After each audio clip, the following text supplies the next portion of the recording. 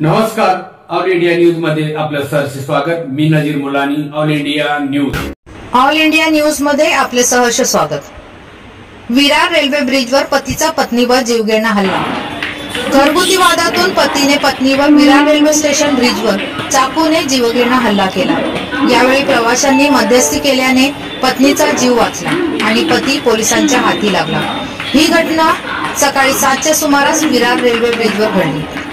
सकाळच्या वेळेस Virar railway station आणि ब्रिजवर प्रवाशांची प्रचंड गर्दी असते। त्या गर्दीत कामावर निघालेली पत्नी वीरशीला शर्मा हिच्यावर पती शिवा शर्मा याने पाठीमागून येऊन चाकूने हल्ला केला। शिवाने तिच्या मानेवर आणि हातावर चाकूने सपासप वार केले। सुदैवाने यावेळी ब्रिजवर असलेल्या प्रवाशांनी हिम्मत आणि प्रसंगावधान दाखवून शिवाला यशस्वीपणे रोखल्याने वीरशिलाचा जीव वाचला आणि शिवाही पोलिसांच्या हाती लागला। जखमी वीरशिलाला विरारमधील संजीवनी रुग्णालयात उपचारासाठी दाखल करण्यात आले आहे, तर शिवाला विरार रेल्वे पोलिसांनी ताब्यात घेऊन चौकशी सुरू केली आहे। प्राथमिक चौकशीत घरगुती वादातून शिवाने वीरशिलावर हल्ला केल्याचा अंदाज व्यक्त करण्यात आला आहे। दरम्यान महिलेवर हल्ला करण्याची वसईतील ही तिसरी तर विरारमधील दुसरी घटना आहे। 18 जूनला सकाळी 8:30च्या सुमारास रोहित यादव 29 वर्षीय प्रेयसी आरती यादव हिची वसई पूर्वेकडील गावराईपाडा चिंचपाडा परिसरात लोखंडी पाण्याने डोक्यावर घाव घालून हत्या केली होती।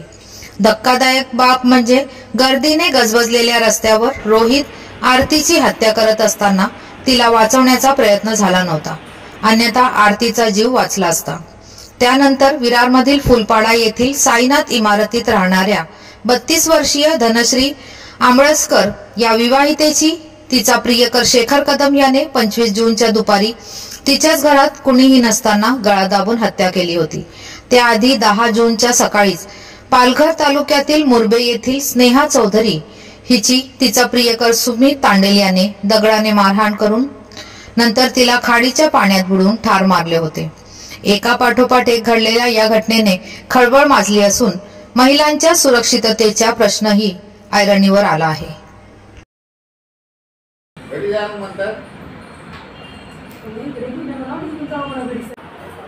आणि मग तुझ्या अंगठ्याला हा ऐका ना, जर सर